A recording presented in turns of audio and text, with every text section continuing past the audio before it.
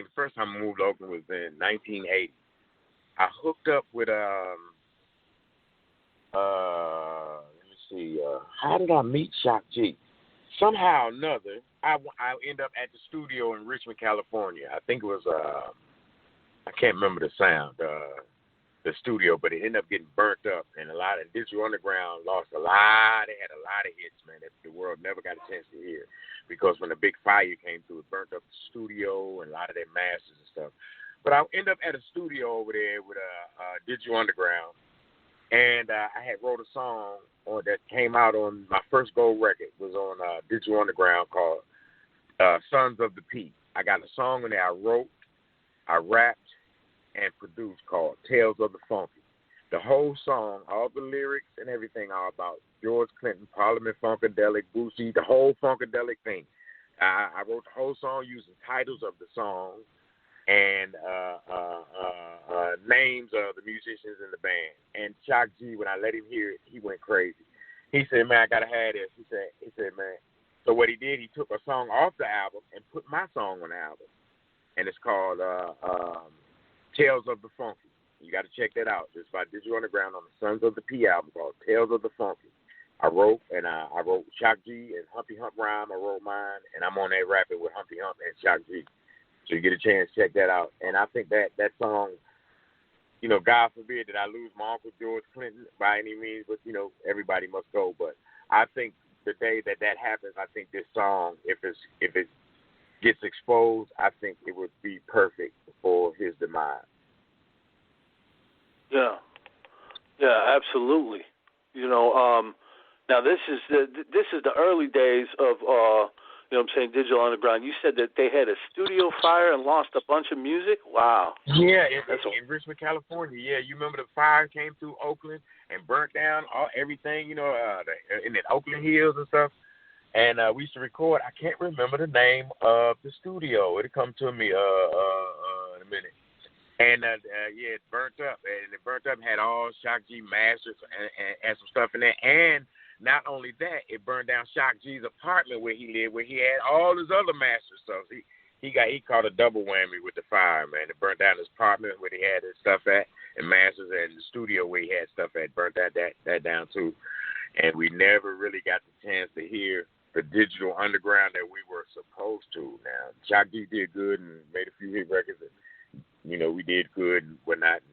But I wish the world could. I even myself got a chance to hear more of what they had created, because, you know, as a piano player, man, I kind of love Shock G. I like to sit down with him and just listen to him jam, man. He's a euphoric, you know what I'm saying? He's like, he puts you in a state of mind when he plays. I just like sitting with him and jamming with him. And if you can catch one little jam session on what album was that, on Too Short's album? We got a song in there called I got so many songs. It's got Shock G on it. Damn, I think it's on the Get In Where You Fit In album. I can't remember the name of the song for some reason, but yeah, we just jammed and took that and put that on the album. Like, okay. But I started my first record, Scott, was with Digital Underground. I was in Digital Underground for maybe a year and a half or something, and I lived in West Oakland. And one day, one of my homeboys come by, because I was the weed man back then, right? And my homeboy came by and said, Shorty B, what's up? I said, man, you got some weed? I said, you know, I keep some weed. He said, man, I need an ounce. It was on a Sunday. So, and it was early, about 10, 11 o'clock Sunday morning, beautiful California day in Oakland. I'm in West Oakland. I'm in a project called Acorn Project. And my homeboy Kerm came, got the ounce. I said, man, where you finna go? He said, I'm finna go back over to Jerry House's house and finish watching the game. He said, and me and Too Short over there watching the game. I said, Too Short over there? Because I never met him then. I heard of him, you know, and heard his music. I said, I'm going to meet that nigga. So I had an apartment where he came. I had drums, keyboard, guitar, amps in one of my bedrooms, like a studio in my bedroom where I just jam all day. And Kerm used to come by. My friends used to come by and sit down and just watch me jam all day. You know what I'm saying? So I followed. I got in the car, followed Kern back over to Myrtle Street, which is where our studio is, which is actually the house I'm going to. But it's my first time there. We hadn't built the studio there yet. But I went to Myrtle Street, walked in, met Too Short. My homeboy Kern say, man, this is my boy Shorty B. Man, he played the Funkadelics. This guy play everything, Short. You got to hear him play. I go over his house, and Shorty B put on a whole concert for me on every instrument.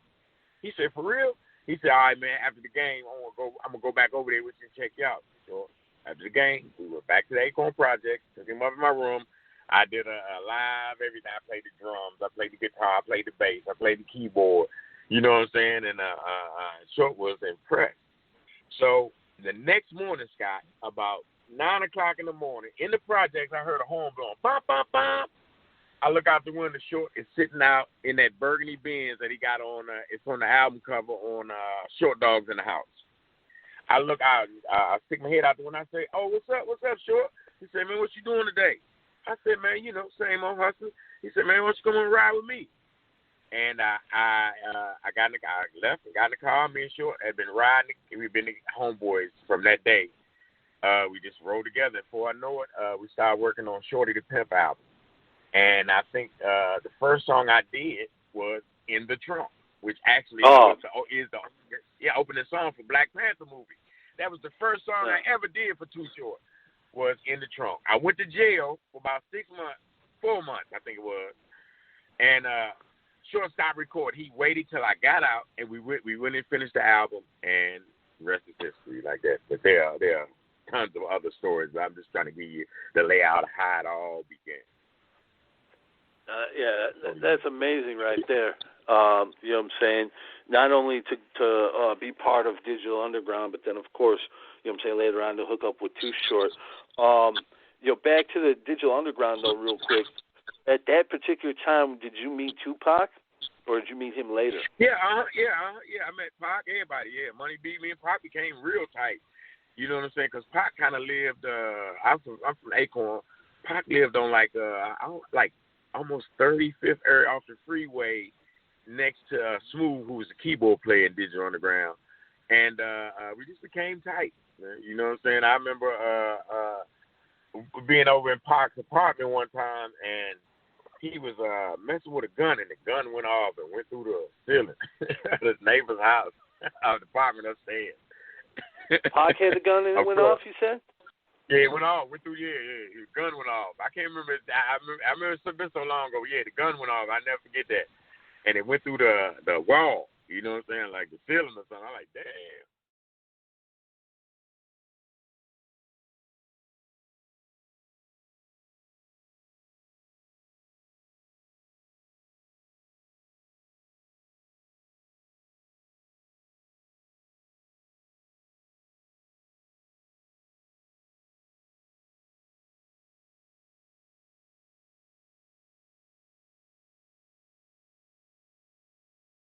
Make sure to subscribe to the channel, hit the bell for notifications, like, comment, share.